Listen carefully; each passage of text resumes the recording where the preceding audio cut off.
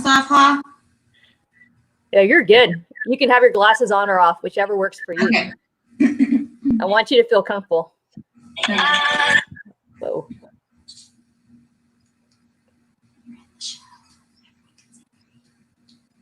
All right.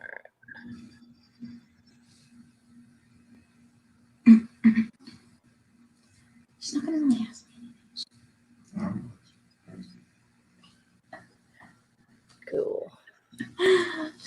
All right. Good morning, everyone. This is Ha with Happy Strong You. And this morning we have Kelvin Rayford and Jesse Rayford and Kaya with us.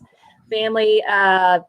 So they're a family of Oklahoma Martial Arts Academy here in Edmond, Oklahoma. And Kelvin and I have been training partners, training buddies. So not lately, but in the past. So appreciate you coming on. So tell us a little bit about you, intro as far as belt level, when you started jiu-jitsu, age. Okay. Obviously I'm Kelvin. And I started jiu-jitsu in, I want to say 2017, I think. Or no, 2016. Yeah. 2016, I started with Cortez Coleman. I never thought about doing the whole gi thing, but you know, he opened up a gym and that's what he started with was jiu-jitsu. And I started there, working my way up to purple belt. But I stayed with him for I think 2 years, maybe two. Yeah, before we moved here. 2 years, and then we moved here. I got my purple belt under Seth Norman. I'm 34. Woo-hoo. Yeah, you know, in the song. That's awesome. Yeah.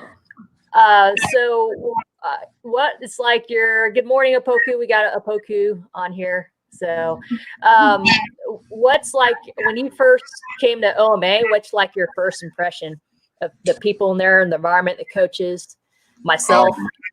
I loved it. Oh my God, it was crazy. So funny story, quick, fast. So like I always would tell my wife, I was like, yo, with this jiu-jitsu stuff, like females can never submit me. Like that is the big, no female can submit me. In my mindset, that's what I would tell myself.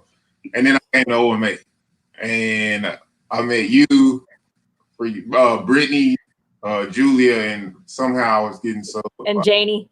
And Janie, yeah. And all of a sudden I'm getting subbed by women. I was like, wow, you know. And but I just, you know, the first time I came in and got on the mats, you know, I loved it. I mean, everybody treated me like I was I had been there forever. And the roles were great. I really picked up a lot, you know. So my first impression of OMA was I loved it, the fact that they say that no one is better than anybody else. So, and staying humble, that was really important to me. And then also how he came in and his self-confidence was built by Seth. Like that changed. I mean, his whole self-confidence level is like way higher than it was when we first moved down here. So that's what I first noticed. Yeah, that's awesome. So when you came on, I was kind of going through some injuries, and so I was very picky and selective of who I was going to roll with and stuff. So I've observed you and watched you, and I've heard other people say, "Oh, this guy." How tall are you, and what's your weight? I'm 6'3", and right now, because I'm, you know, trying to lose weight, I'm like 197. But I usually like 210, somewhere in there. Okay. So here I am. I'm like 5'5", about 125. I'm like picky about who I'm going to roll with. But after hearing for a couple of weeks, hearing what other people are saying, I was like, you need to roll with Kevin. He's awesome to roll with. But that's my impression as far as after watching, observing you. I was like, oh, I don't want it first. I was like, oh, I don't want to roll with this big dude. And then I was like, okay. I've been hearing good things about you. I'll say I'll give him a try, test him out. And so you're like the most controlled, humblest, big guy. you can like, I'm like an ant, and so you can smash me at any time, but you don't do that. You're like very technical in how you go about controlling yourself, and so that's one of the reasons why I love rolling with you, because I don't have to worry about getting hurt around you. So appreciate that. And we have some pretty cool, sneaky, crazy transitions when we roll with each other. I pick up from you all the time. You just take my like. I guess you can call me a spider monkey. Is that what you said initially? When I was like, "Oh, who's this little Asian girl that takes people's back all the time?" Man, it was crazy. I was like, So appreciate you and your wife for sure. And then we talked when your wife Jessie took the women's class, and so hopefully we can get you back on, Jessie, in the class. So it was pretty cool. But yeah, when you like something clicked to you as far as when you hit that arm bar, there was that snapshot. I'm glad JD caught that. So I know. So that was like the best moment ever. Yeah. Oh, for sure. It's a confidence builder when you can have something that clicks on that. So we do have a few questions for you, Opoku. What's your MMA fighting style? Boxing, karate, taekwondo? It's actually Muay Thai, and that's a story within itself. I started off at a gym that was MMA, and I met a guy, my little brother, named Daniel Carey, and I noticed that first couple of days with me being at this gym that he had his own little group over to the side, and they was always kicking pads and hitting mitts, and I was like, man, like this class is cool, but I want to be over there with those guys. So one day I was just like, hey man, can I work with y'all? And my homeboy Daniel was like, sure, bro. Come on in tomorrow and, bring your gloves and stuff. And I was like, all right, cool. So I started working with them and come to find out that they had Muay Thai, and they beat me up for like a whole month and a half. I thought I could fight, and they beat me up for like a month and a half. And until I started figuring it out, and then I started beating them up. And ever since then, Daniel couldn't beat me up. And I hope he watched. So he can't beat me up. That's awesome. What is your first impression of Kelvin when you met him, Jessie? Well, I thought he was just some tall guy that just like, he's kind of slim. So I was like, oh, he doesn't look like he can like beat anybody up or anything. But I went to his first fight. We started dating in September 2016. And his first fight was in October 2016. So I got to watch him within a month after we got together. And he was so good and talented and just naturally gifted. He's so funny. I don't know, like he can make anybody laugh. Like even someone who's in a grouchy mood, he's so funny. So that's like one of my favorite things about him is he's funny. But yeah. For sure. Yeah. He's definitely witty and funny in his own way on there. So another question. Do you fight at 185? Who's your favorite fighter? UFC fighter? I fought at 185 once. I fought a guy named Rico, and that was actually a fun fight. But I usually fight at 170. That's my comfortable weight. And if I had to pick my favorite fighter, I mean, does it have to be MMA? Could it be boxing? Could it be fighter in general? Fighting in general. Well, if you have MMA and boxing, name those two. Okay, UFC, I'll go with John Jones. Okay. And if it's boxing, I'm gonna go with Roy Jones. Two Jones. Oh, you got two Jones. That makes it easy. Gotcha. So talk about your family first. And you have a newborn coming up. Yeah. Jessie. Yes, in June. With that. June 25th is my due date, but I don't know how long. I don't know if I'm going to make it to then. I'm sorry. When did you say your due date was? June 25th is my due date. Oh, wow. Oh. So it could be sooner, sounds like. So yeah, like a little over a month away. We're ready. Okay. How do you guys feel about everything during these crazy times?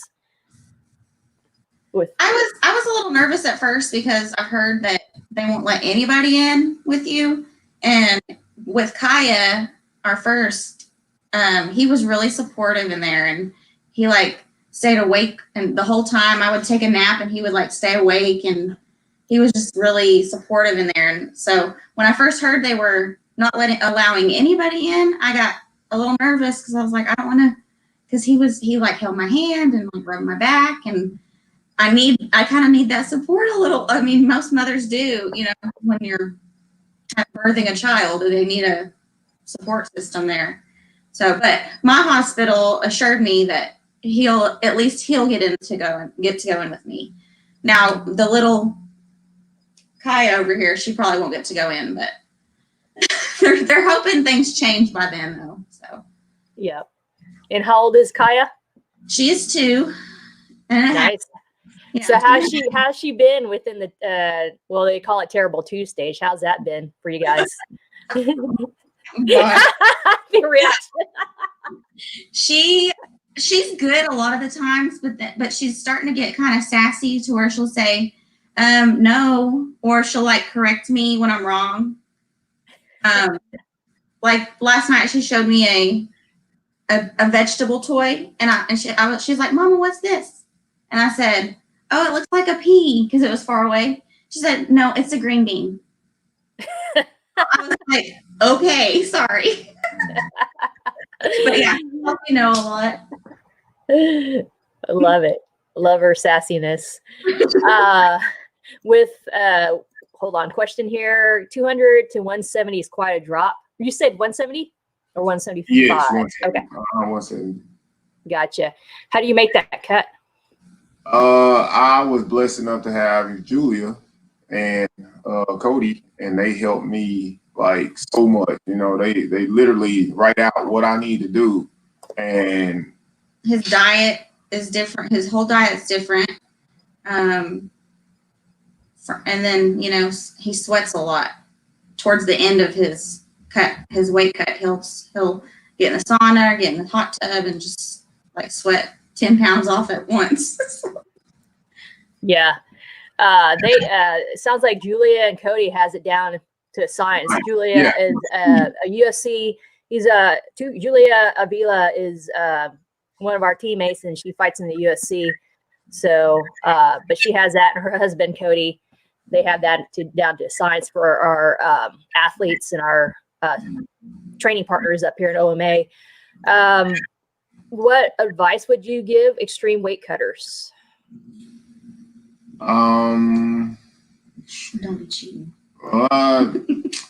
Just make sure you know what you're doing, like, because when you cut that much weight, like if you're doing it wrong, you're really gonna zap a lot of energy come fight day. So, you know, make sure you know what you're doing. You have people around you that can help you, you know, because it's a tough week. That final cut week is insane. Like your attitude changes. You don't want to talk to nobody. You're hungry. You know, you walking around like Oscar the Grouch. You just like want to bite everybody's head off. But I'll just make sure that I knew what I was doing, or they knew what they was doing. Good morning, Chelsea. Hold on. Why is my thingy not working? But she looks like my clicker's not working. There it is. Is Kaya excited to be a big sibling? Yes, I think so. She rubs my belly all the time and is like, baby in there, and every time we see a baby out in public, I'm like, that's what we're gonna have, and I try to explain it that that's gonna be what's happening like here in the next month. And she's super excited. She loves looking at babies, so I'm hoping she's not too mean to the new baby. She might be a little sweet, sassy person to her sibling.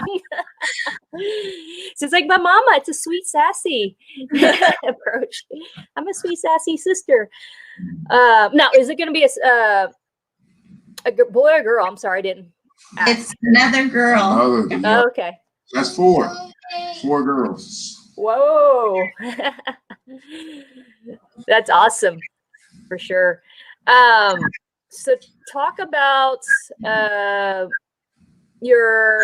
before I move on, at what age would you let your kids start training Muay Thai? I'm not sure. I think it's an early question. What do you guys think?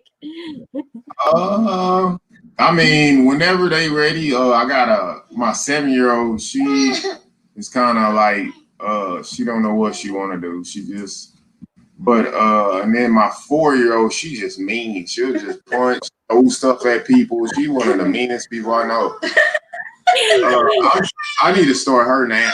But the rest, I mean, really, it's just up to them. Whenever they ready, they know. So your 4-year-old, we need to figure out how to harness her meanness. Oh, yeah, Exactly. she is like super mean. Kelvin, at your height, it's hard to find good sparring partner. We actually have, I can think of Sean. Who else is? We got Sean Hunter is a good sparring partner, even though I'm taller, but he's still, I mean, even Coach Seth, I mean, that's still. Yeah. Seth is pretty tall.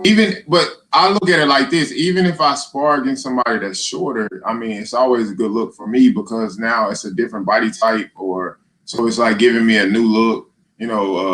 We have Randy Ray, he fights at 135, which is a lighter weight, but he keeps me on my toes because it's like he's quicker, so I have to always push the pace with, smaller people. So that's definitely a good point.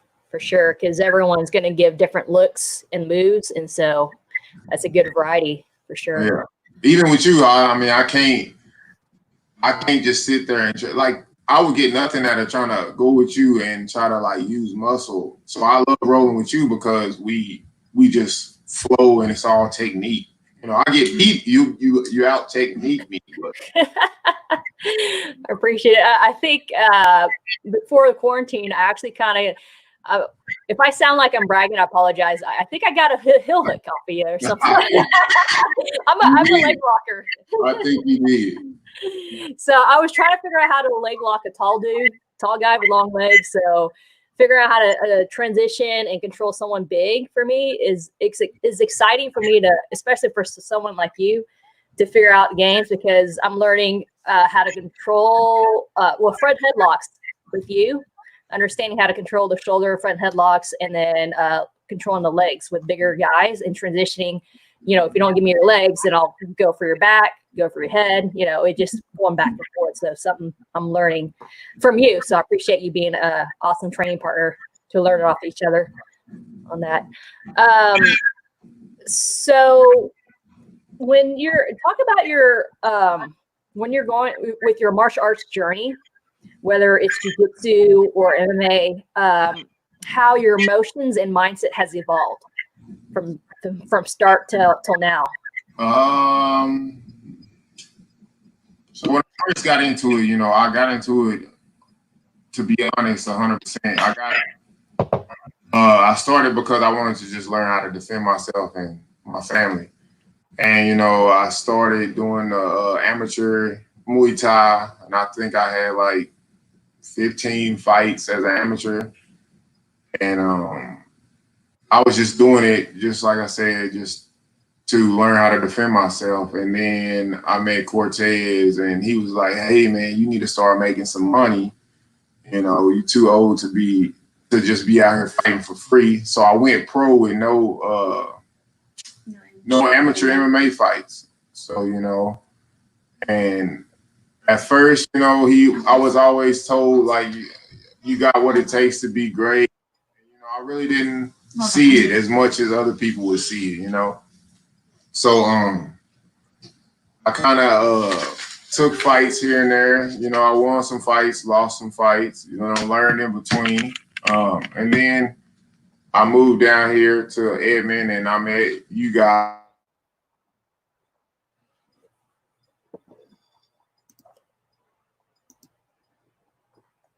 Sorry. Hello? Kelvin, can you hear me? Kelvin, you're frozen. So let me post here, see if you can hear me. Typing right now. Frozen. Sorry, everyone. See what else is going on.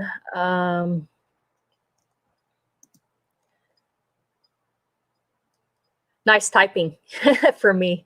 Had to type real quick. I think he is going to jump on and jump back up. So sorry, everyone. If you're watching, we might have, hopefully he can jump back on and see if we can try to get him. I think I might have been. Let me know if you guys can still hear me on this feed. You can hear and see me, everyone.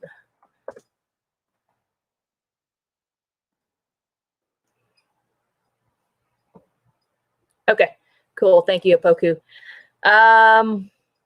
Let me see if he can jump back on. Sorry, we lost Kelvin Rayford on that. I was hoping to get a little bit more before things kind of got crazy with the live stream. So, thank you. It's actually a Oklahoma Martial Arts hat. So actually kind of, it ripped. So made a mistake throwing it in the wash. I've made it through this hat in the wash for like the third time. And it kind of ripped one side. So I need to find somebody, get my mom to re-sew it a little bit because it kind of ripped to one side a little bit. But it still works, still functional on there. Let me see. Let me try to message Kelvin. Hold on for a second. I'm going to message him and see if he can. So stay on here. If you guys let me know how you guys are doing. And I'm going to message Kelvin. See if he can get on.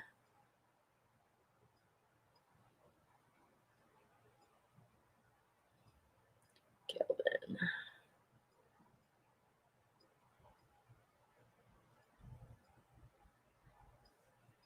Okay, just message him. Does my gym sell rash guards? Yes. Oh, okay. We got Kelvin back on. Are we back? Oh my God. Hey, sorry. I accidentally unplugged the Wi-Fi box. I was trying to plug in the laptop so it didn't die, and I accidentally. It's okay. Hopefully we'll get some more people jumping back on. So we might have lost a couple, but that's all right. So I appreciate, we actually got you back on. So yes, Coach Janie and Seth sell rash guards, I believe. And I think they may sell caps. So we'll try to. Are we back?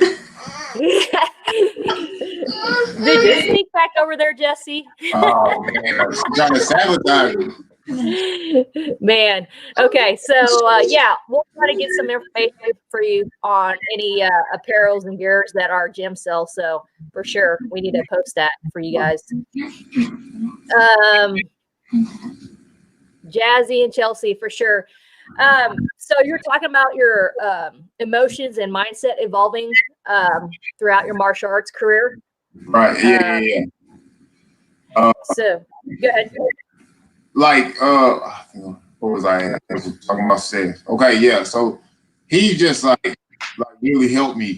Like, you know, even though you would think at my age I would already believe in myself to a certain extent because I'm 34. But sometimes, I mean, people need, you know, to hear it from somebody else. You know how talented you are, and he really helped me see what I'm capable of. You know, so I'm very grateful for that, and I'm very, you know, glad we crossed paths, you know, so.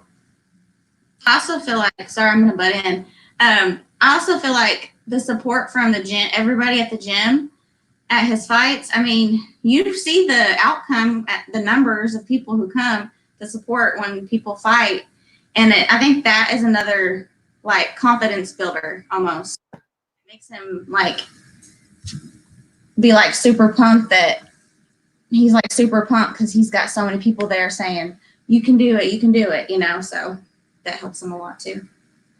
That's awesome. So as far as your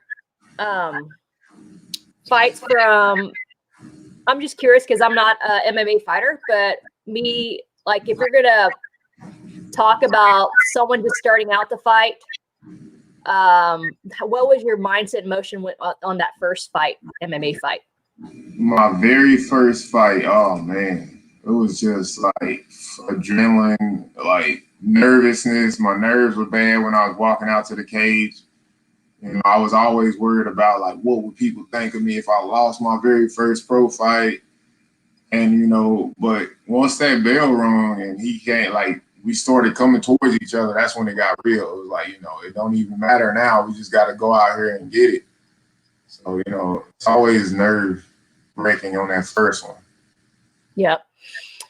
And now talk about, it sounds like you're kind of, you got hurt in one of the fights.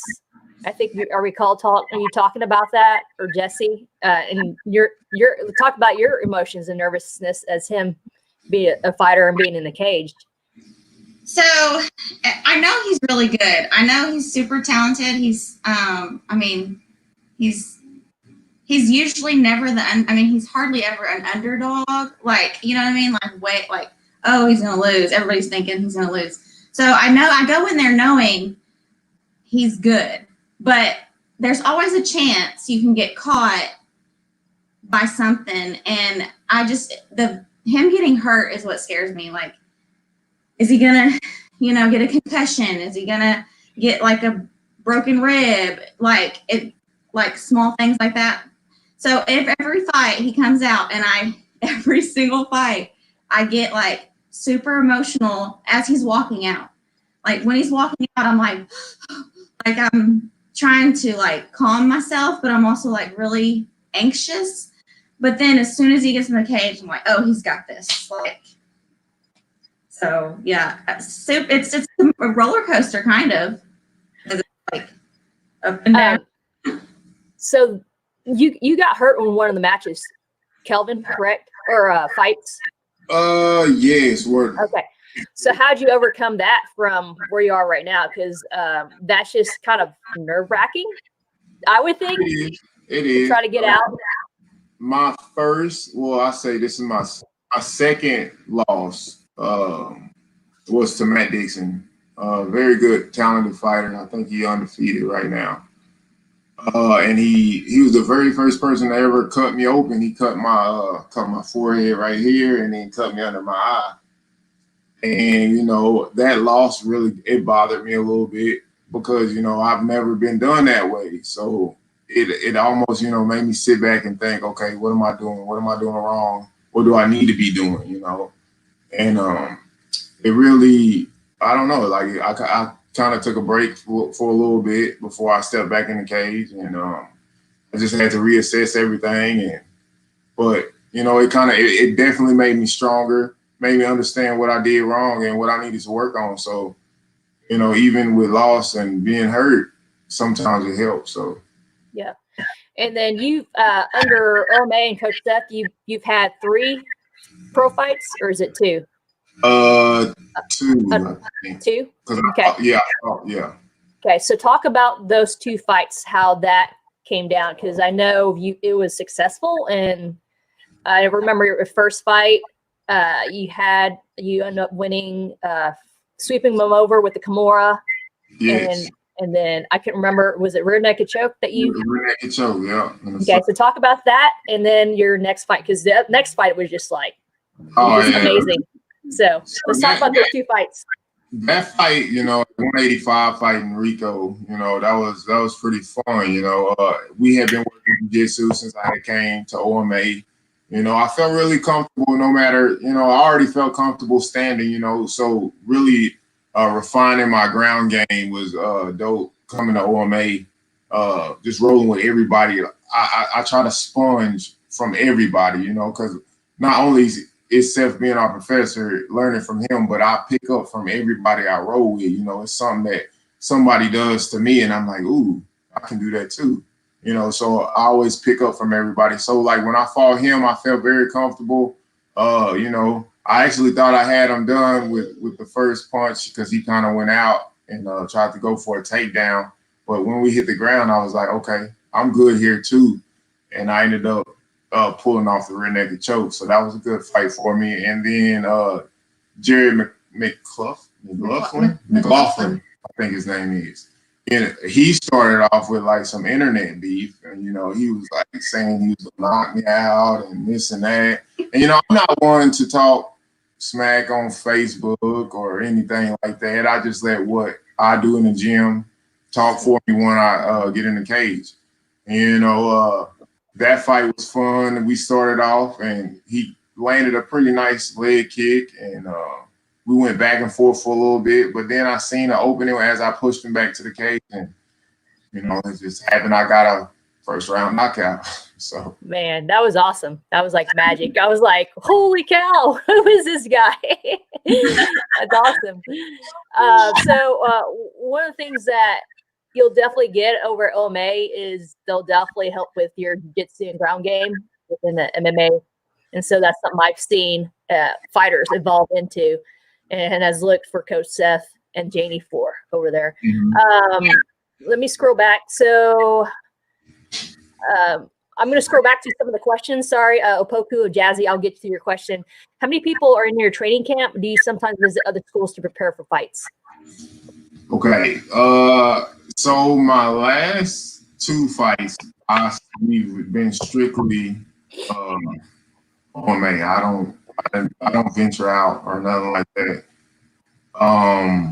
And it's just the fighters we have at the gym, and even our jiu-jitsu people, they all help. So typically everybody, that we got is who helped me with my training camp. This training camp, since my work schedule, I work in the evening, which kind of cancels out most of my time to make it over to OMA. So I've been blessed enough to work with Derek Atkins, very good guy, and he helps me 2 times a week, and I get to roll sometimes with them guys. Nice. How's it like over there? It seems like a cool atmosphere to train over there. Yeah, they got a lot of MMA fighters, so there's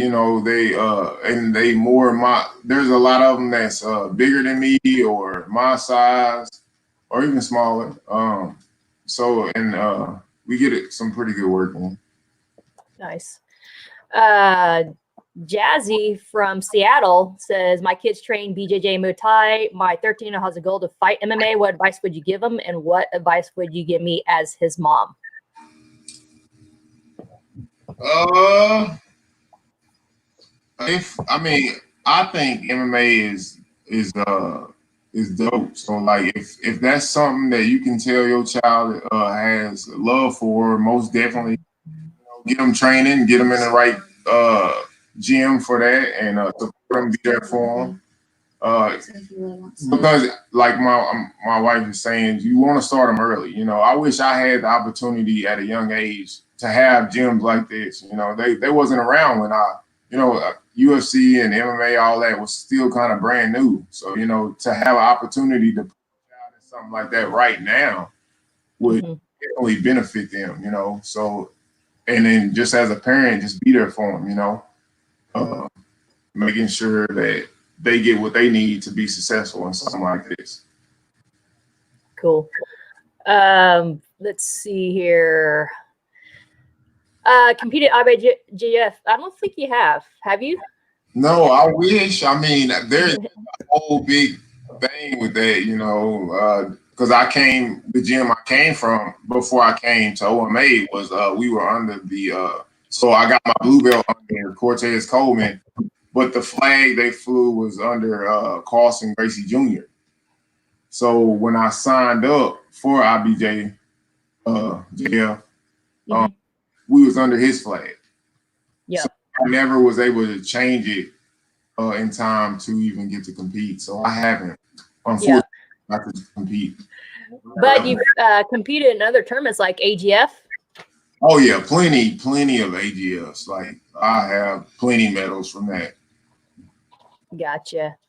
And then he goes, how much of an impact does jiu-jitsu have in your training camp? A lot. I'm very comfortable on the ground. So comfortable. It's to a point to where even like MMA coaches like, you're too comfortable. Like, you got to switch it up in MMA.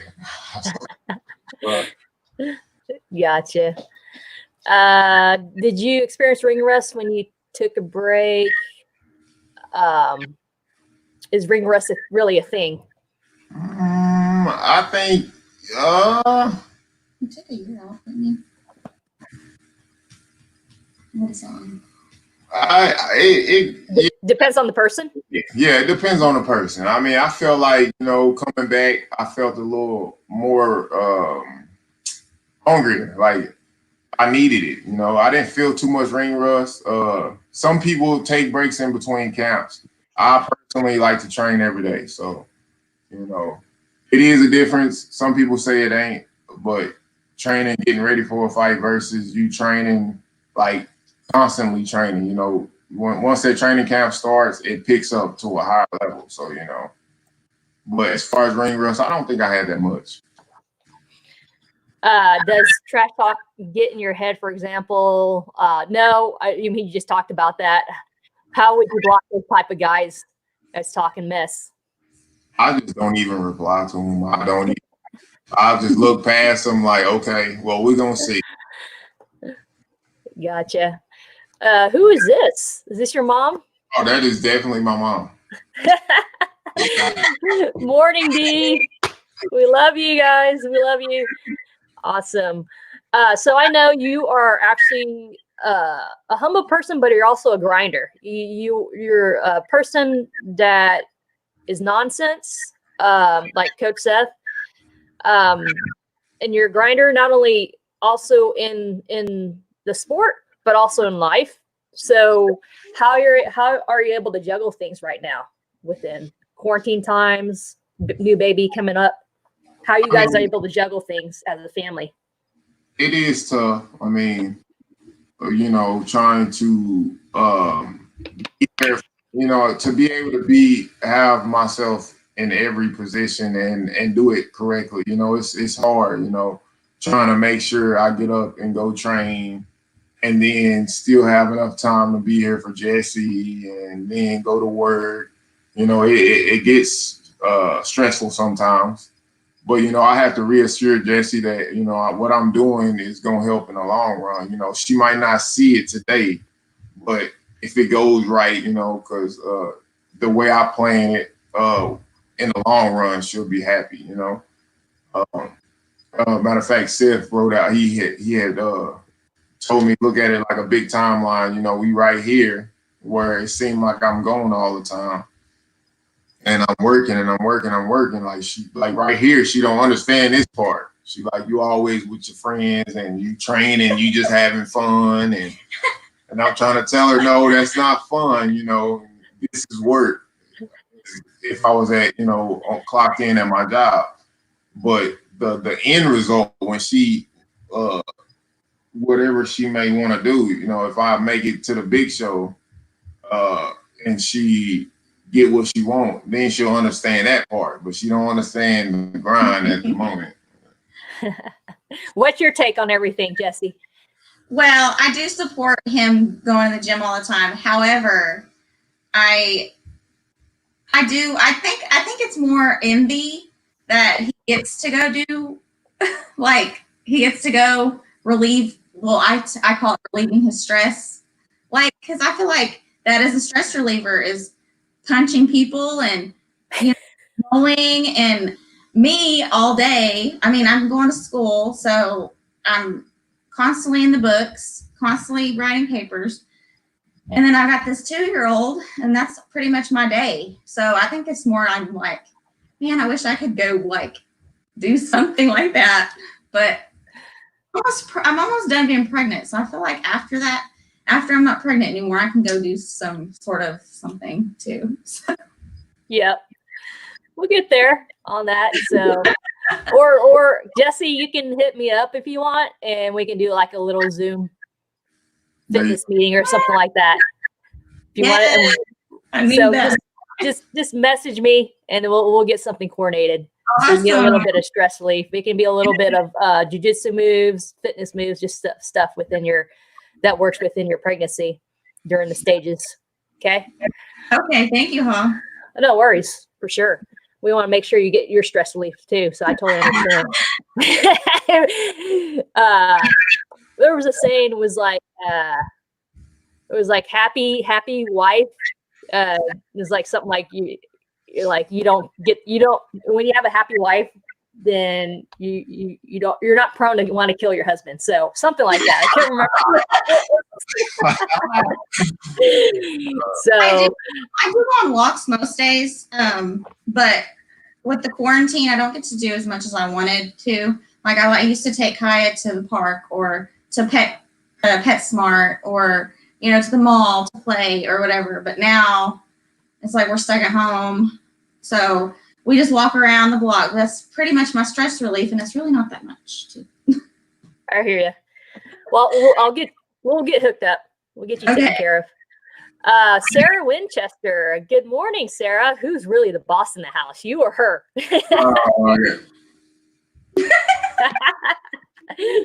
It's her when we hear, Love it. That's the best kind of relationship. Yes. Oh, Jesse, for sure. Let's see. Marrying an MMA fighter is not an easy decision to make. Jesse, how did your family react to the news of getting married? Everybody's been pretty supportive. The family members that I am close to, they really like Kev, and my sister especially. She's come to several of his fights and promotes his fights on Facebook. And my brother hasn't got to come to a fight, but he loves his brother-in-law. Well, he calls him his brother. He loves that he's an MMA fighter. He thinks it's really cool. He tells his friends all about it, and he likes to brag and stuff. So they're really supportive about me marrying him. Most of my family, the ones I talk to, anyways. So yeah. Cool. Sarah goes, go roll after this baby. Yeah, for sure. On there.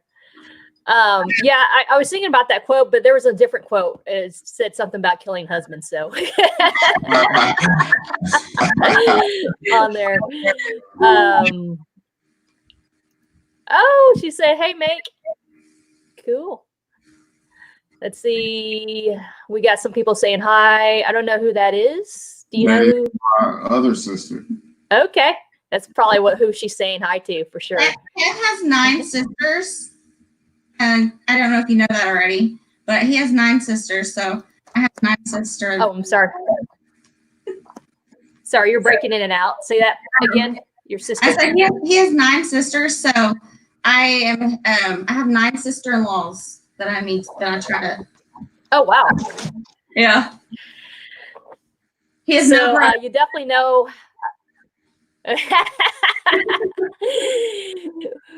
Well, at least you know how to handle yourself around women. Yeah, that is girls. So that's a great bonus to have on there. So I'm gonna kind of 9 sisters for sure on there. So I'm gonna kind of start to slowly close out a little bit. So each of you, what's your take? What would be like a positive message, quote, or a mantra you would leave for others today?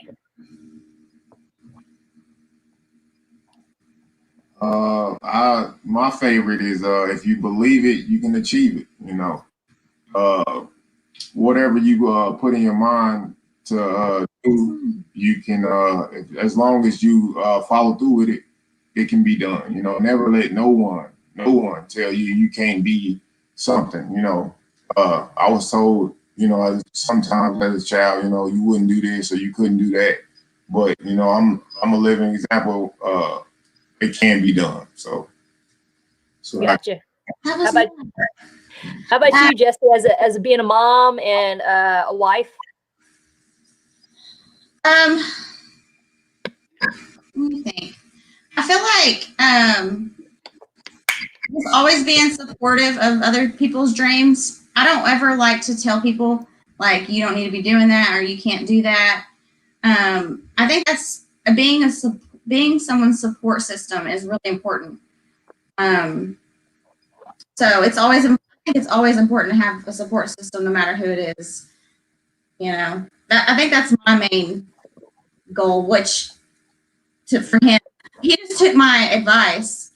Is Well, whatever you guys can share it. Whatever you put in your mind is like you have to positively like lift yourself up. If you're sitting here saying I can't do this, then there's a big chance you're not going to go through with it and do it. So you got to say, I can do this, I can do it, but you got to work towards it too. So got to put in the work.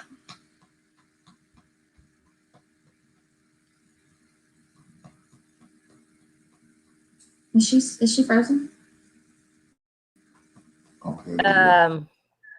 There we go. Sorry, internet connection. I think the devil's trying to disconnect us or something. Hey. Cool. All right, so let's close out on that. Let's do some shout outs to sponsors. So let's do some shout outs to any of your sponsors. I wrote them down because you know what I mean. Well, I want to give a shout out to Hindsight for sure. Stars and Stripes is my job. Dispensary is definitely a big sponsor. McKissick Beard and Mustache. Best beard oils ever. They smell so good. The Camp, Forever a Fighter, Oklahoma Title and Closing, and Back to Wellness. Awesome, for sure. And then we got fans on here. There's supporters on here, sponsors. We got Kamiko saying, I'm Kevin's sister's and fan. Excellent. D, interested in Zoom class, hun? Zoom classes. She wants your Zoom, yeah. She wants to do Zoom classes with you. Okay, cool. Yeah. Sure. Thank you for verifying that. I wasn't for sure what that meant. Yeah. Jesse, if you want to maybe coordinate anybody on your end, okay, family members, anything like that, let me know and we'll coordinate something together on there to give you that support system. Everyone on here, or if anyone else who wants that too, just let me know. Message me, hit me up. So you got a fight coming up. Talk about that real quick. Raising the Cage, 73, June 13th. I'll be headlining, fighting Clarence Brown.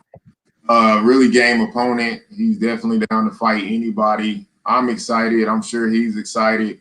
If you want to see fireworks, be there. The card is awesome. I have a friend of mine, Chris Vereen. He'll be co-main event. And there's another guy that he trains with, Montaigne, the guy who fought Austin McCourty, is actually on the card. I mean, I don't know if you remember that fight, but you know. Yeah, that's awesome. Yeah, exciting on there. So definitely, if you're in a city, if you want to come in the city, try to. There's limited amount of tickets because of their limited spectators. Yes. Farmers Market is where it'll be at. So yeah, if you want tickets, let me know. I'll have them on hand, or you can go to Stubwire, go to Raising the Cage 73, and make sure you click me as the fighter. And that's Okay, cool. If you want, send me any link that you send me. I'll post it inside here. That way, it's easier for them to find stuff. Okay. Just click on the link. And then I love this shirt, by the way. EK, cool. Couples goals. We got this next level. Definitely one of my favorite shirts. This is my favorite shirt forever. I love it. So we'll definitely do that. So let's kind of, let's see. Kevin's just started class as well. You got his son for sure. Yeah. Maybe one day, Mom. Pause just kind of.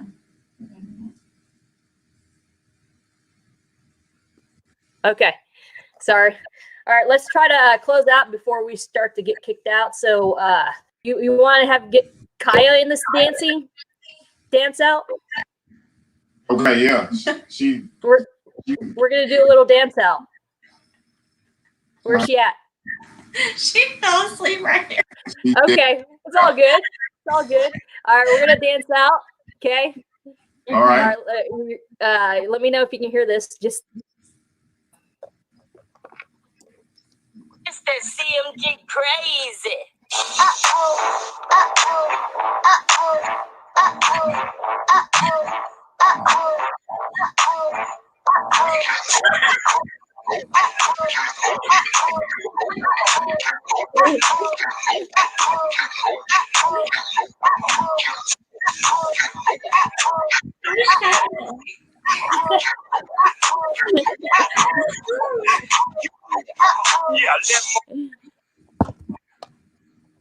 awesome. All right. Well, I appreciate everyone tuning in. I'll try to post some links. And Dee, if you want to get with Jesse, and then Jesse, I'll coordinate something with you afterwards. And then just message me any links that you want me to post on here, Kelvin. Okay. All right. We appreciate you guys. Thank you for your time. Appreciate everyone coming in on there. Awesome. Thank you so much. Perfect. All right. You all have a good, blessed day. Good morning. All right. Bye. Bye.